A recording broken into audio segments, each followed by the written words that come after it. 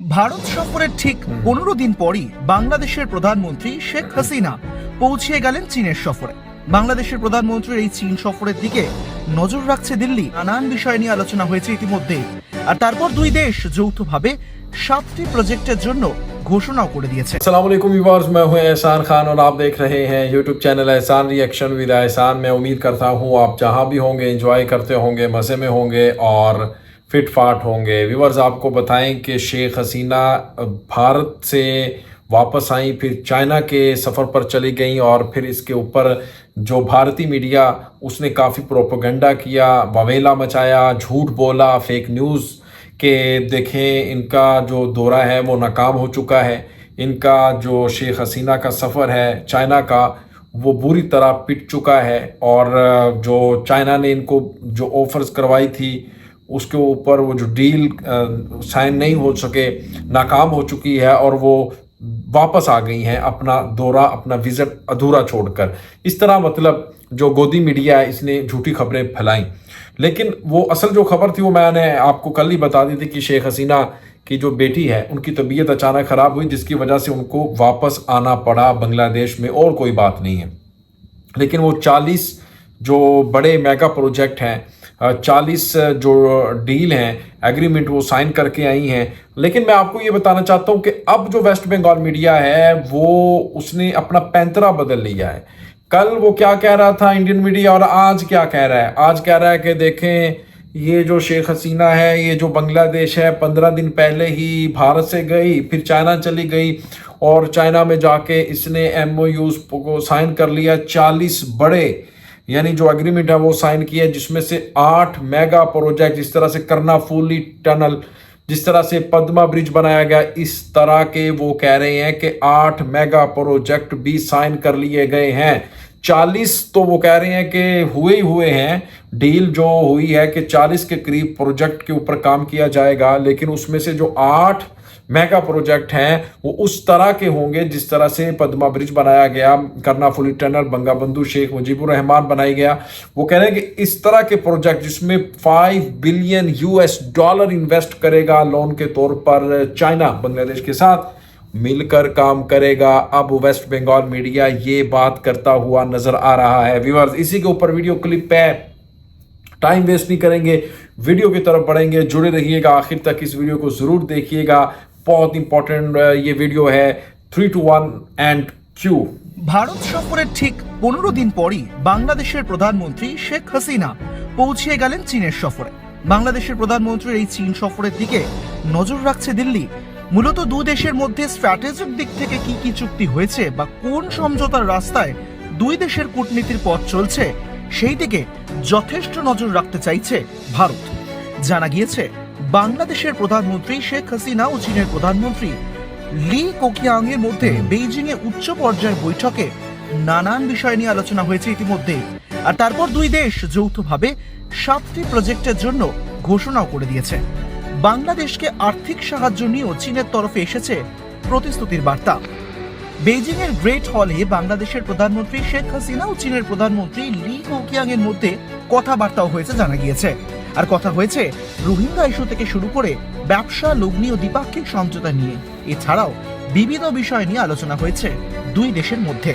এছাড়াও বহু আন্তর্জাতিক বিষয়ও সামনে উঠে এসছে দুপক্ষের আলোচনায়। এরপর দুই দেশের মধ্যে বিভিন্ন বিষয়ে সমঝোতাও হয়। বাংলাদেশ ও চীন ডিজিটাল অর্থনীতি, পরিকাঠামো উন্নয়ন, বিপর্যয় মোকাবিলা, ব্যাংকিং সেক্টর সহ বিভিন্ন দিকে কিছু বিষয়ে চুক্তিবদ্ধ হয়েছে।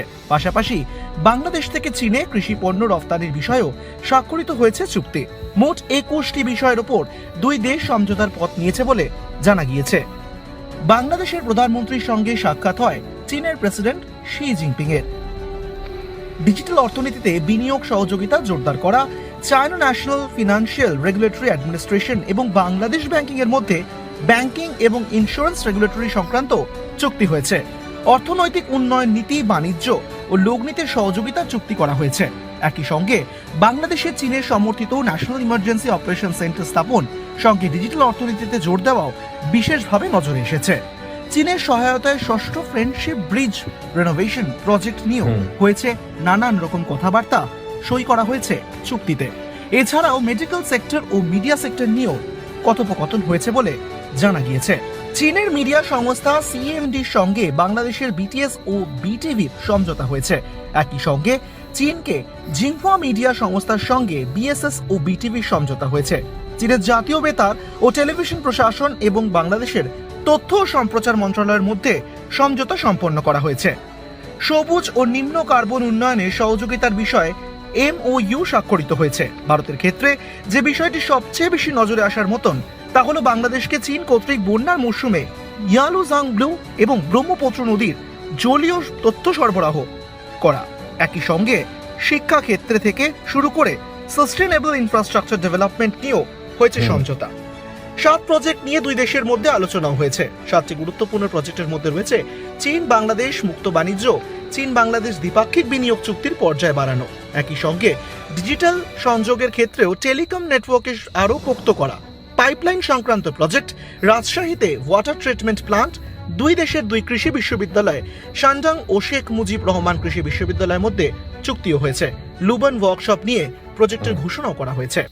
व्यूअर्स, आपने ये वीडियो देखी है कैसे जनाब अब चाइना बांग्लादेश को 5 बिलियन से 6 बिलियन US डॉलर का लोन भी दे रहा है और इन्वेस्ट भी करने जा रहा है बांग्लादेश के साथ। और फिर अब जो वेस्ट बंगाल मीडिया है वो इसके ऊपर बहुत ही ज़्यादा उसके सीने के ऊपर आग लगी हुई है। वो कह रहा है कि देखें, भारत को चाहिए कि अब बांग्लादेश को अपने साथ जोड़े, नहीं तो फिर ऐसा होगा कि ये जो बांग्लादेश है ये चाइना के बहुत करीब चला जाएगा। और चाइना कोशिश कर रहा है, इसीलिए बहुत ही ज़्यादा एग्रीमेंट कर रहा है, बड़ी बड़ी डील, मेगा प्रोजेक्ट बांग्लादेश में बना रहा है ताकि जो इसका ध्यान है, जो इसकी अट्रैक्शन भारत की तरफ है वो किसी न किसी तरीके से डाइवर्ट हो जाए, यानी चाइना की तरफ हो जाए। ये कह रहा है वेस्ट बंगाली मीडिया।